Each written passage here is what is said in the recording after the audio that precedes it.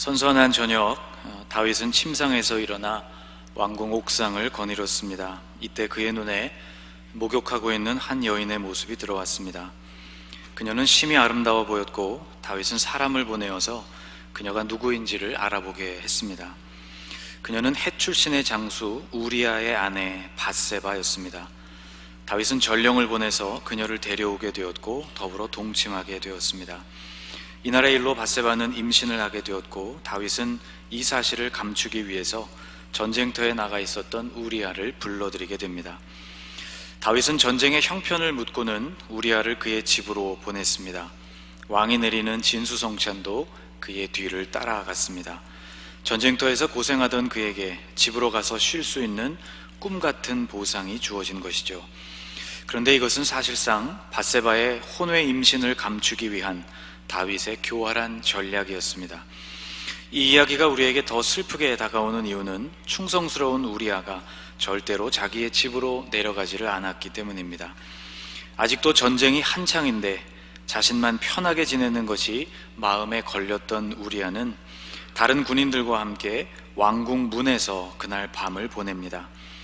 이튿날 다윗은 우리아에게 극진한 대접을 해줍니다. 그리고 그를 취하게 만들었습니다. 그런데 그날 밤도 그는 집으로 내려가지를 않았습니다.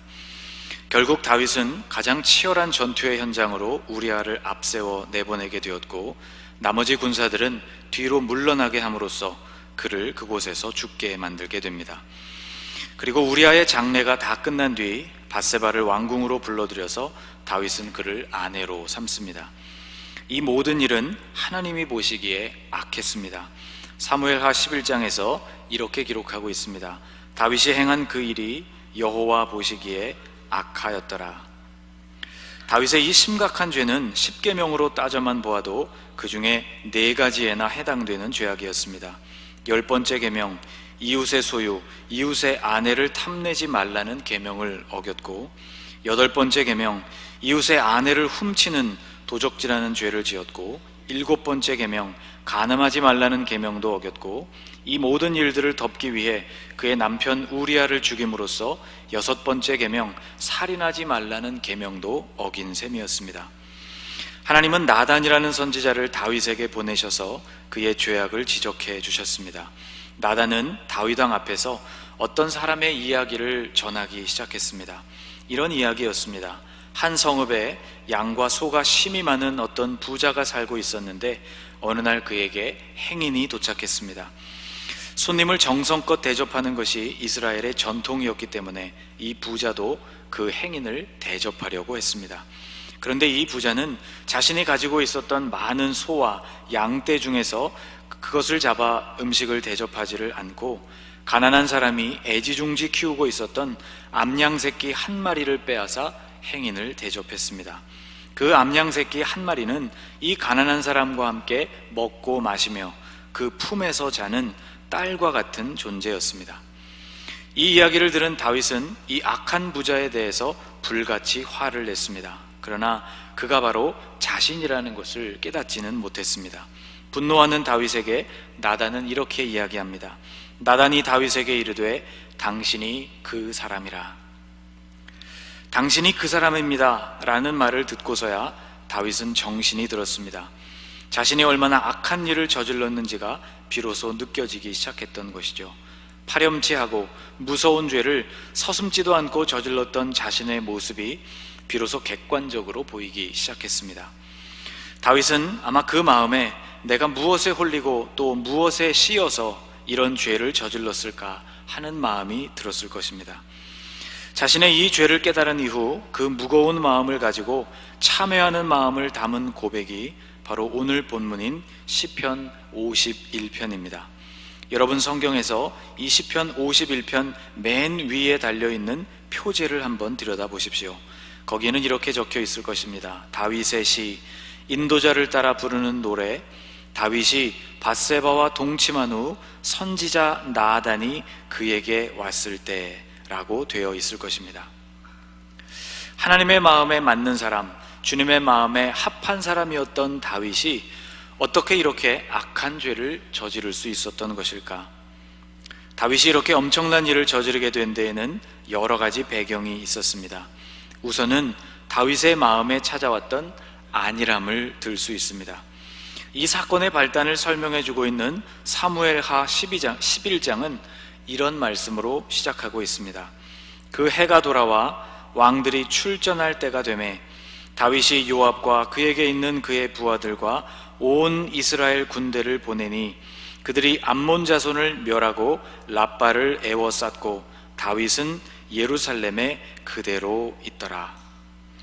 군대 장관 요압과 그의 모든 부하들은 암몬과의 전쟁을 위해서 출전했습니다.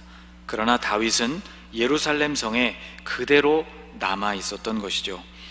왕들이 출전할 해가 돌아왔다고 성경은 기록하고 있습니다. 왕들이 친히 싸움에 나가 전쟁해야 할 해가 돌아왔음에도 불구하고 다윗은 안일한 자세로 왕궁에 머물렀던 것이죠. 다윗이 무너진 또 하나의 이유는 그의 인간적인 연약함이라고 말할 수 있습니다.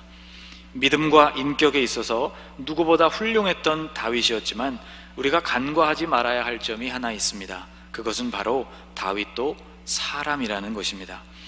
사람은 육신의 정욕과 충동 앞에서 한없이 약한 존재입니다. 이것이 우리가 하나님 앞에 죄를 짓는 그 죄를 합리화하는 구실이 되어서는 절대 안 되겠지만 분명한 사실은 우리 인간이 연약한 존재라는 점입니다. 지면에서 가장 온유한 사람이라는 평가를 받는 모세가 하나님의 말씀을 어기고 분노에 가득해서 백성들 앞에서 반석을 2번이나 내리친 일이 있었습니다. 믿음의 사람 엘리야가 위대한 승리를 거둔 이후에 오히려 좌절하고 광야로 들어가서 하나님 앞에서 죽기를 청했던 일도 있었습니다. 하나님의 아들이신 예수님께서 수심이 가득한 채로 고난의 그 잔을 옮겨달라고 기도하셨던 일도 있습니다. 이 모든 일들은 육신의 한계와 약함을 보여주는 그런 증거들입니다. 그런데 다윗이 무너지게 된 배경에는 이것 말고도 하나가 더 있었습니다. 하나님은 나단 선지자를 통해서 다윗의 죄를 지적해 주시면서 의미심장한 말씀을 그에게 들려주셨습니다. 사무엘하 12장에 나오는 말씀을 제가 한번 읽어보겠습니다. 이스라엘의 하나님 여호와께서 이와 같이 이르시기를 내가 너를 이스라엘 왕으로 기름 붓기 위하여 너를 사울의 손에서 구원하고 내 주인의 집을 내게 주고 내 주인의 아내들을 내 품에 두고 이스라엘과 유다 족속을 내게 맡겼느니라. 만일 그것이 부족하였을 것 같으면 내가 내게 이것저것을 더 주었으리라. 그러한데 어찌하여 내가 여호와의 말씀을 업신여기고 나 보기에 악을 행하였느냐. 다윗은 하나님께 받은 것이 참 많았습니다. 왕위를 받았고 사울의 집을 받았고 그의 아내들을 받게 되었고 이스라엘과 유다 족속 그 나라 전체를 얻게 되었습니다. 하나님은 그것 이외에도 이것저것을 더 주실 수 있는 분이었습니다. 이런 은혜를 입은 다윗이 밧세바를 취한 것은 바로 여호와의 말씀, 그에게 약속하신 이러한 말씀과 은혜를 업신여기는 행위였던 것입니다. 그리고 그 업신여김의 핵심은 주신 것에 만족하지를 못하고 또 앞으로 주실 것에 대하여서 기대하지도 못하면서 스스로 그 욕심을 채워보려는 마음이었습니다. 즉 다윗이 무너지게 된 배경에는 이러저러한 이유들 이외에도 또 하나, 바로 감사의 결핍이라는 요소가 자리 잡고 있었던 것이죠. 감사할 일이 너무 많아질 때 감사를 상실하게 되는 것이 인간입니다. 다윗이 그랬고 우리도 그렇습니다. 다윗은 이 시편 63편, 오늘 본문이 아니라 시편 63편에서 이렇게 고백을 했습니다. 같이 한번 읽어볼까요? 골수와 기름진 것을 먹음과 같이 나의 영혼이 만족할 것이라. 나의 입이 기쁜 입술로 주를 찬송하되. 이 63편에 나오는 이 시편의 표제를 살펴보면 다윗의 시 광야에 있을 때에 라고 기록하고 있습니다. 아마도 사울과 그 대적들을 피해서 유다 광야에 숨어있던 날이었는지도 모르고 혹은 전쟁을 위해서 광야에 머물고 있던 그런 날 중 하나였는지도 모르겠습니다. 분명한 사실은 그가 광야에 있다는 것입니다. 광야는 결코 안락한 장소가 아닙니다. 광야는 아무것도 없는 곳이죠. 골수나 기름진 것을 찾아보기는커녕 먹을 수 있는 것이 전혀 없는 곳이 광야입니다. 황량한 땅이 광야인 것이죠. 그런데도 다윗은 오늘 이 시편 63편에서 골수나 혹은 기름진 것을 먹은 것과 같이 만족스럽다고 고백하고 있습니다. 그 이유는 분명했습니다. 다윗에게 하나님이 계셨기 때문이죠. 하나님이 그의 공급자가 되셨고 하나님이 그의 목자가 되셨기 때문이었습니다. 그런데 이랬던 다윗이 더 이상 소유할 것이 없는 풍성한 삶을 누리게 되면서 오히려 만족을 잃어버리게 되었고 감사는 식어버리고 말았습니다. 만족과 감사를 잃어버린 삶에는 반드시 공허함이 찾아오게 됩니다. 그리고 그 텅 빈 느낌을 채우기 위해서 사람은 욕구와 욕망을 향해서 달려가게 되어 있습니다. 다윗은 이미 얻은 수많은 아내들, 그리고 마음만 먹으면 더 얻을 수 있었던 환경에도 불구하고 그릇된 방법으로 자신의 욕망을 채우고 말았습니다. 시편 51편이 자신을 고발하는 나단 선지자의 말을 듣고 다윗이 고백한 회개의 노래라고 말씀을 드렸습니다. 그런데 이 회개는 밧세바와 관련된 일에 대한 회개인 동시에 감사를 잊고 살았던 삶에 대한 회개이기도 합니다. 다윗은 16절에서 이렇게 고백하고 있습니다. 주께서는 제사를 기뻐하지 아니하시나니 그렇지 아니하면 내가 드렸을 것이라. 주는 번제를 기뻐하지 아니하시나이다. 다윗은 주님이 정말 기뻐하시는 것이 제사 자체가 아니라는 사실을 고백하고 있습니다. 번제가 하나님을 기쁘게 만들 수 없다는 것을 깨달았던 것이죠. 하나님이 원하시는 것은 따로 있었습니다. 이어지는 17절에서 다윗은 이렇게 고백합니다. 하나님께서 구하시는 제사는 상한 심령이라. 하나님이여 상하고 통회하는 마음을 주께서 멸시하지 아니하시리이다. 상한 심령, 상하고 통회하는 마음, 곧 나의 삶이 어디에서부터 잘못되었는지를 깨닫고 그것을 슬퍼하는 마음, 그 마음을 주님이 받으신다는 고백인 것이죠. 다윗은 자신의 삶이 어디에서부터 잘못되었는지를 깨달았습니다. 왕이 되어 주변의 모든 국가들을 평정한 이후 그의 마음에 찾아왔던 교만하고 안일했던 마음, 아무 것이 없어도 하나님으로 만족하던 시절을 잃어버리게 된 일, 그리고 주신 것에 대한 감격이 메마르면서부터 이 모든 일들이 잘못되기 시작했다는 것을 다윗은 깨닫게 되었던 것입니다. 다윗의 이 고백을 통해 오늘 우리는 우리의 믿음의 현 주소를 잘 점검해 보아야겠다는 도전을 받게 됩니다. 여러분, 주신 것에 대한 감사가 혹시 오늘 우리 안에서도 무덤덤해지고 있지 않은지를 오늘 우리는 살펴야 할 것입니다. 우리나라에서 남쪽으로 4시간 정도를 비행하면 필리핀이라는 나라가 나옵니다. 우리 교회에서도 오랫동안 선교하고 있는 지역이지요. 이곳 필리핀의 수도는 마닐라입니다. 다른 국제도시들과 마찬가지로 아주 화려하고 부요한 도시이죠. 그런데 이런 화려한 마닐라를 조금만 벗어나 보면 창문도 없이 슬레이트와 양철로 지어진 이런 집들을 무수히 만나게 됩니다. 필리핀이라는 나라는 세계에서 전기료가 가장 비싼 나라들 중 하나입니다.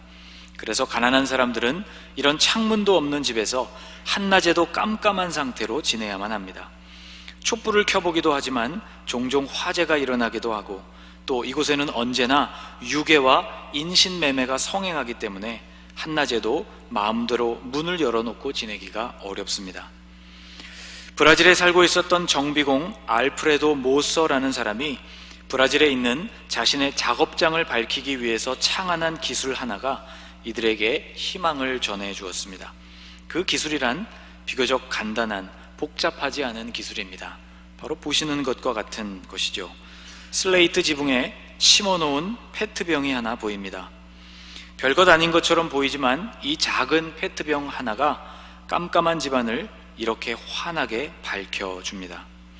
이런 페트병 전구를 만들기 위해서 필요한 것은 페트병 하나, 물, 그리고 약간의 표백제가 전부입니다. 표백제를 이 물 안에 넣는 이유는 미생물의 번식을 막아서 물이 탁해지는 것을 막기 위해서입니다. 지붕에 뚫린 작은 구멍으로는 가늘게 들어오는 햇빛이 전부이지만 물을 가득 채운 페트병을 여기에 끼워 놓으면 빛이 사방으로 굴절되고 또 확산되면서 방 전체를 밝혀주는 그런 원리입니다.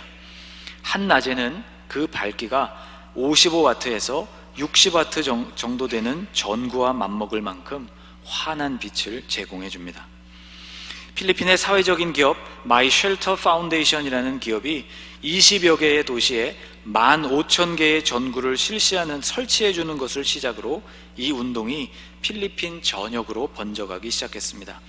이 사역으로 인해서 가정마다 빛을 선물해 주었을 뿐만 아니라 일자리도 많이 창출되었다고 합니다. 현재에는 이것이 필리핀에서 머물지 않고 인도와 남아메리카 그리고 아프리카 세계로 번져가고 있습니다. 이 귀한 일을 하고 있는 사람들은 본인들이 하고 있는 그 사역의 이름을 Liter of Light라고 부릅니다. 번역을 하자면 1리터의 빛이라는 뜻인데 1리터의 페트병이 선사해주는 소중한 빛을 가리키는 그런 말입니다. 여러분, 오늘 우리는 이것과는 비교할 수 없을 만큼 환한 집에서 살고 있습니다. 그래서 이런 불빛에는 별로 감동이 없습니다. 그러나 전구는 고사하고 창문도 없는 깜깜한 집안에 이렇게 밝은 빛을 선물 받은 사람들에게는 그것이 마치 하늘의 선물과도 같습니다. 여러분, 이 아이들의 표정을 한번 눈여겨보십시오. 깜깜하던 집안이 밝아진 것에 너무나 기뻐하고 있습니다. 여러분, 감사할 일들이 많아지게 되면 참으로 역설적이게도 오히려 감사할 줄 모르는 것이 우리 인간의 속성입니다. 다윗도 여기서 무너졌고 어쩌면 오늘 우리도 여기서 무너지고 있는지 모르겠습니다. 하나님께서 구하시는 제사는 상하고 통회하는 마음이라고 했습니다. 오늘 우리에게도 주신 것에 대해서 감사하지 못하는 마음이 있지는 않은가 살피고 오늘 뉘우치고 또 돌이키는 날이 될 수 있었으면 좋겠습니다. 6월달 내내 우리는 여기 감사나무에 감사한 제목들을 적어서 매달았습니다. 그런데 여기에 적혀있는 제목들보다 훨씬 더 많은 것들이 우리에게 주어진 감사의 제목들입니다. 이제는 당연하고 평범해져 버린 것들이 여러분 얼마나 큰 감사의 제목인지를 다시 깨닫게 되실 수 있기를 축복합니다. 그리고 오늘 이 맥추감사주일에 그 감사가 더욱 풍성하여지실 수 있기를 주님의 이름으로 축원합니다. 기도하겠습니다. 하나님, 감사가 메마를 때 우리의 삶에는 교만과 죄악이 들끓게 된다는 사실을 알려주셨습니다. 하나님께서 구하시는 제사는 천천만만의 번제가 아니라 상하고 통회하는 마음, 회복된 마음으로 다시 주님을 바라보는 것임을 알려주셨습니다. 주님, 오늘 맥추감사주일에 우리의 삶에 허락하신 이렇게 많은 제목들을 적어 주님께 올려드렸습니다. 이것 이외에도 얼마나 많은 감사의 제목들이 있는지 모릅니다. 하나님, 우리의 마음이 굳어지지 않게 도와주시고 주님이 찾으시는 그 감사의 제사가 1년 내내 매일같이 우리의 심령에 머물 수 있도록 우리의 마음을 밝혀 주옵소서. 예수님의 이름으로 기도하옵나이다. 아멘.